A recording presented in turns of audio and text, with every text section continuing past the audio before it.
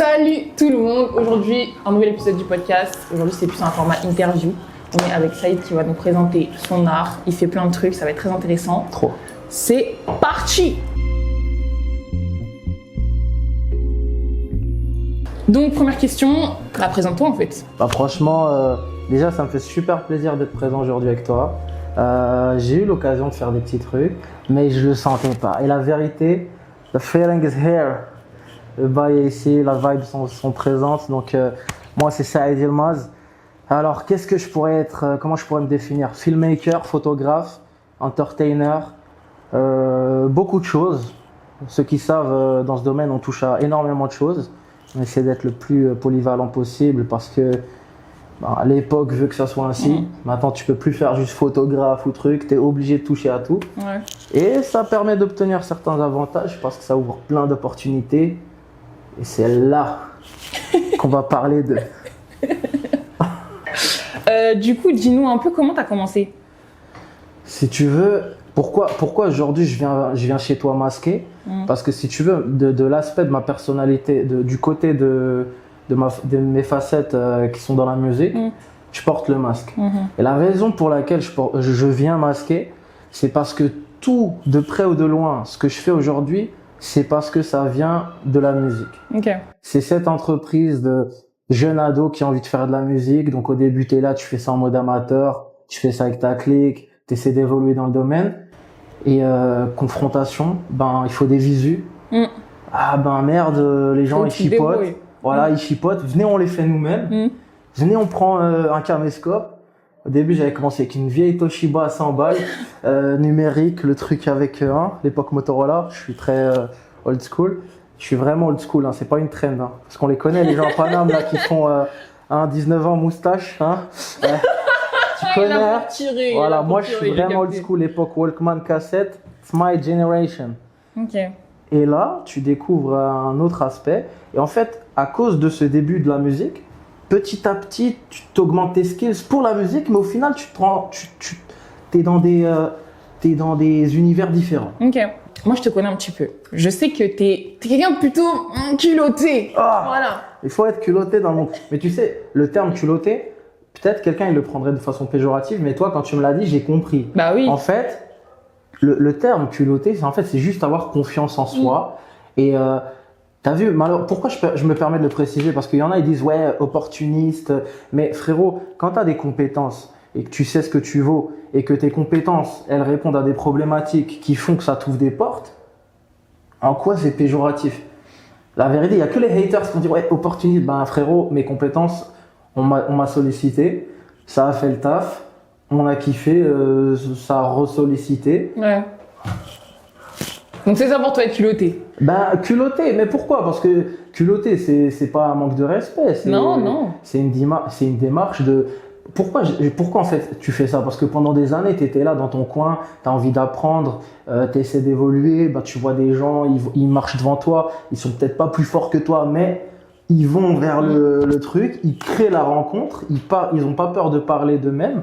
Et en fait, c'est ça. C'est dès que tu as l'occasion de mettre en avant tes valeurs, ton taf, et que ça peut déboucher sur des choses, moi, je vois pas où il est le problème, tu vois. Ok.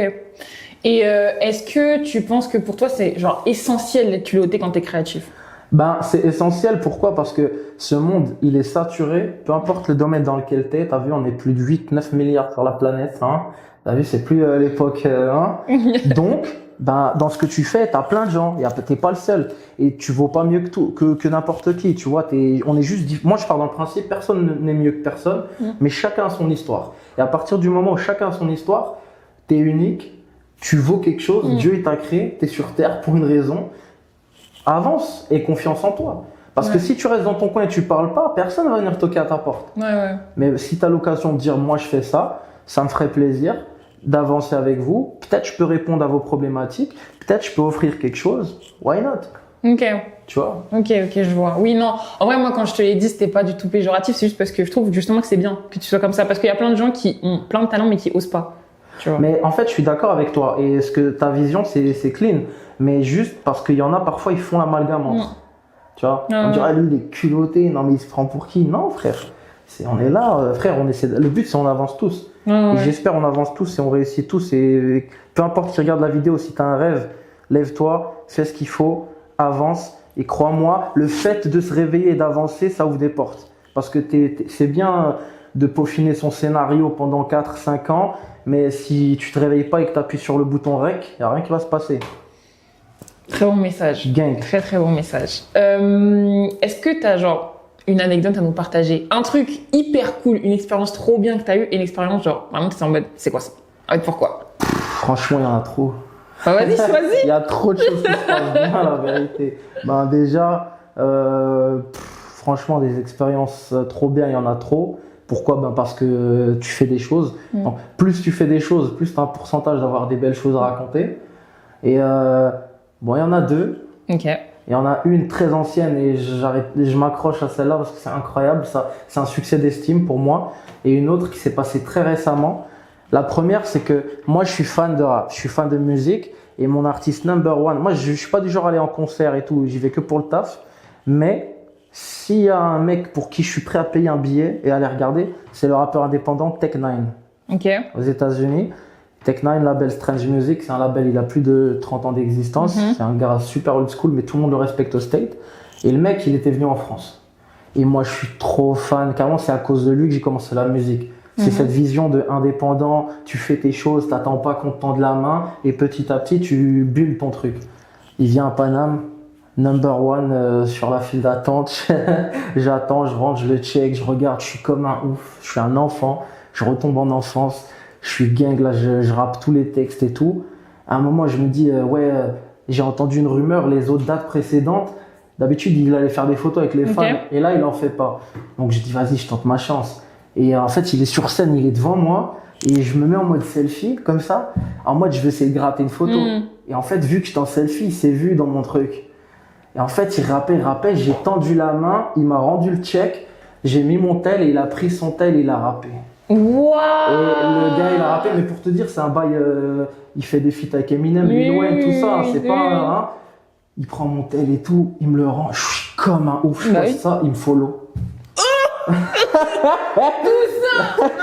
Ça veut dire là les gens, là tatati, frère, et à Tech9, il me follow. Et je vais pas te mentir, une fois par an, je regarde s'il me follow encore parce que on sait jamais. C'est trop un achievement pour moi. C'est pas il y a un virus, il traîne, il me follow. À capter, Insta c'est devenu bizarre. Et la dernière anecdote, et là on peut dire que c'est culotté, parce que j'aurais pu ne pas le faire par peur, mais quand je l'ai fait, ça a porté ses fruits. C'est moi, je suis fan de catch. T'as vu Génération 90, WWE, on connaît. Le catch, c'est ma life. C'est ça qui m'a permis de builder ce côté attitude. Parce que dans le catch, c'est comme dans n'importe quel domaine, les gens, ils sont tous là dans le même milieu. Et ce qui te différencie, c'est ton attitude et ton charisme. Et tes techniques de... C'est comme un politicien. Et en fait, je suis fan et tout. Et ben, t'as vu, en France, il y a des shows de catch qui sont organisés. D'ailleurs, on big up à la fédération APC Catch qui organise des trucs de malade. On n'a rien à envier au State. Les mecs, c'est des oufs. Et ils ont booké un de mes catcheurs favoris. C'est pas le number one et tout, mais c'est un gars, pendant 10 ans, il était à la WWE, John Cena, toute la clique. Je vais voir le match, je regarde, j'ai mon appareil photo, je me lève et je prends des photos en ringside. Tu vois, je prends des photos.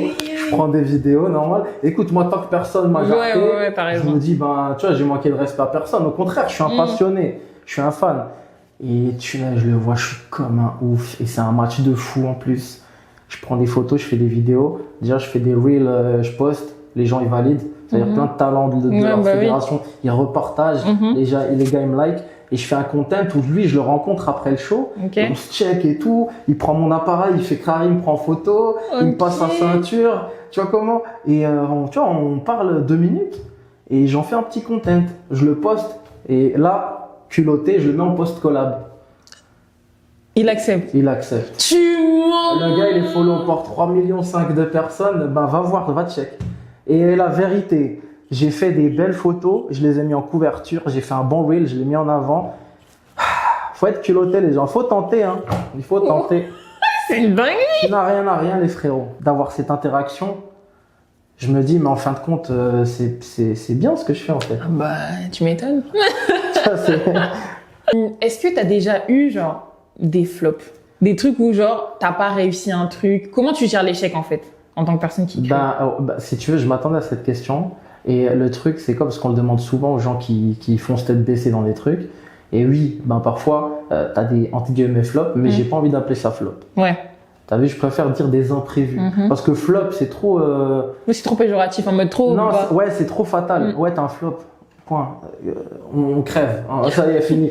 Non, c'est des imprévus. Maintenant, au début de ta vie, peu importe ce que tu fais, t'as des imprévus. Tu sais gérer, tu sais pas gérer. Avec le temps, t'as plus d'expérience. Les imprévus, c'est normal. Ça arrive. Voilà, c'est pas ta faute. C'est des imprévus. C'est pour ça que ça s'appelle comme ça. Faut rebondir. Et le truc, c'est qu'il faut toujours trouver une manière de rebondir. Et avec le temps, tu t'aiguises et tu sais comment rebondir. Par exemple, là aujourd'hui, la raison pour laquelle je suis là, c'est un imprévu. Okay. C'est un flop. Parce que je travaille beaucoup avec les galeries d'art. Et voilà, c'est un des gros de mes activités. Je fais des contents pour les galeries d'art, des contents avec des artistes, des foires internationales. Ça m'a permis de voyager vraiment partout, de rencontrer des bêtes de personnes, des artistes incroyables, de malades que je pensais pas rencontrer. Voilà, grâce à des rencontres. Et en fait, là, j'ai été booké là pour venir à Paris pour un vernissage. Et au dernier moment, en fait, on m'annule. Tu vois. Mais moi, je suis en mode, vas-y, j'annule pas mon billet, je viens quand même. Et c'est là où je t'ai contacté. Ouais. Et là, tu vois, d'un flop. Ouais, on transforme ça en autre chose. Ok, j'ai capté. Donc ça, tu gères bien l'échec, parce que je sais qu'il y a plein de gens qui sont en mode, vas-y, je rate quelque chose, ou alors ça se passe pas bien, et pendant un temps, ils arrêtent. Genre, ils font une pause parce qu'ils sont en mode, non, je me sens pas bien et tout, genre, je peux pas reprendre, comme ça, etc. Ouais, mais t'as vu, moi, j'ai pas envie de mettre du stress aux gens ou de me le mettre à moi-même. Si à un moment tu sens que t'as envie de faire une pause, fais-le. Ouais. Mais rebondis. Ouais. Prends le temps qu'il te faut. Chaque chose arrive à point qui sait attendre. Et t'as vu, il y a des momentum. Mais si toi, tu sens que t'as besoin de faire une pause, fais-la. Okay. Mais réveille-toi, lève-toi et continue. Ouais. C'est ça le but, tu vois. Ok. Et comment tu gères l'équilibre vie pro, vie perso? Tu gères pas? Ça c'est difficile. Non, c'est difficile parce qu'on est tout le temps sur des trucs, t'es sur la route, tu fais 30 000 trucs. Comme c'est un truc qui nous passionne, t'es pas là à faire tes 35 heures et tu rentres chez toi, tu dors. En fait, tu consacres ta vie à ça. C'est, je sais pas, les montages, les post-prod, tu fais ça sans compter. Tu t'ouvres les yeux, il est 5 heures du mat, ça fait 14 heures que tu bosses. Le lendemain, faut enchaîner ta famille, faut leur donner du temps aussi. C'est un choix. En anglais, ils disent pirate's life. Excuse-moi, en fait. Non, franchement, je te comprends parce que je suis grave comme toi. Genre, maintenant, l'équilibre vie pro, vie perso, c'est hyper compliqué. Parce que vu que tu fais un truc que t'aimes bien, t'es pas en mode, vas-y, c'est du travail, tout ça. Tu vois, genre, c'est pas comme si, vas-y, demain, je vais à l'usine, vas-y, c'est mon horaire, je finis. Là, je suis en mode, bon, en vrai, je fais ça, j'aime bien. Mais tu sais que parfois, on passe pour des égoïstes à faire ça. Ouais, je sais. Mais le truc, c'est qu'il faut comprendre que c'est l'époque, elle veut ça. Parce que, t'as vu, moi, je vais pas te mentir. Moi, j'ai grandi en Alsace. Je viens d'un village paumé. Mais quand je te dis paumé, c'est il y a 2 bus par jour pour aller vers la ville la plus proche, dans les montagnes. Et t'as vu, maintenant, il y a beaucoup de choses qui sont faites pour les jeunes. Mais moi, à mon époque, c'était galère. Si t'avais pas tes parents qui te paient un permis et la voiture, c'est mort. Tu vas te déplacer, quoi. T'es bloqué. T'es là, tu vas à l'école et tu fais tes trucs. Mais aller voir autre chose, c'est difficile quand t'es jeune. Et c'est ça qui a fait que j'avais cette envie de partir et voir le monde, parce que tu étais bloqué, tu avais des aspirations et waouh, tu veux voir autre chose. Mais là, en grandissant, la vérité, moi, si j'avais un job stable et qui me permet de rester dans ma case et vivre dans mon coin, c'est pas plus mal. Oui, bah oui. Mais mon chemin de vie a fait que tu es seul, tu es auto-entrepreneur. Et automatiquement, tu dois en faire plus, pas parce que tu es extraordinaire, mais parce que les circonstances, elles veulent ça. Okay. Tu vois, tu es là, tu démarches, faut trouver des connexions, faut bosser dessus, parce que voilà, c'est pas juste blabla, derrière il y a du taf, et t'as pas de sécurité. Ouais. Il faut toujours produire. Mais c'est comme à l'époque. À l'époque, c'était comme ça. C'était, je sais pas moi, les mercenaires à l'époque, ils faisaient ça. C'est de champ de bataille en champ de bataille. Bon, maintenant encore, il y a des mercenaires à skip, mais... Hein. Gang. Mais t'avais genre 3 conseils à donner à quelqu'un qui voulait se lancer en tant qu'auto-entrepreneur, tu sais, dans la création et tout, qu'est-ce que tu dirais? Écoute, t'as envie de te lancer déjà, où est-ce que t'es? Ok. Tu veux te lancer où? Pour toi, c'est important, genre la localisation? Ah oui, parce Ok. qu'un gars qui veut se lancer là-dedans, il est je sais pas moi, dis-moi une ville en France. Clermont-Ferrand. Clermont-Ferrand et un gars à Paname, c'est pas pareil. Désolé, hein, tout le Non, monde. non, c'est pas pour dévaloriser, mais t'as d'autres difficultés. Parce qu'à Paris, je vais te dire un truc. T'as vu, je me permets. À Paris, il y a plein de talents. C'est incroyable. Et il y a une génération incroyable. Ils sont passionnés vraiment, mais ils se rendent pas compte des facilités qu'ils ont. Ok? Parce que t'as des agences, t'as des Oui, artistes, bien sûr. t'as plein d'opportunités. Et parfois, comme t'as tout ça devant toi, tu te rends pas compte de ce que tu vois. C'est comme un photographe, il habite dans un quartier. Et comme il le voit tous les jours, ben il voit pas en fait. Et d'un coup, t'en as un, il vient, mais attends, mais ce truc, il est trop bien, tu vois. Et ben le conseil, c'est déjà trouve un endroit où ce que tu fais peut te permettre de te développer. Et n'hésite pas à voyager. Et c'est important que je le dise parce que le voyage, les rencontres, c'est ça qui fait tout.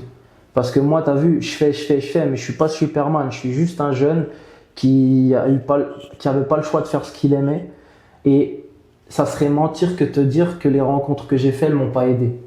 Il y a des gens, un feeling, une affinité, ils t'appellent, ils te disent viens ce rendez-vous, ça serait bien tu rencontres un tel. Et ça serait mentir que de dire que ça fait pas partie du process. Ok. Mais tant que tu restes dans ton coin, il faut sortir de sa zone de confort. Ok. Comme ils disent les psychologues. Ok. Bah écoute, merci beaucoup en tout cas pour ces conseils. On va essayer de les appliquer.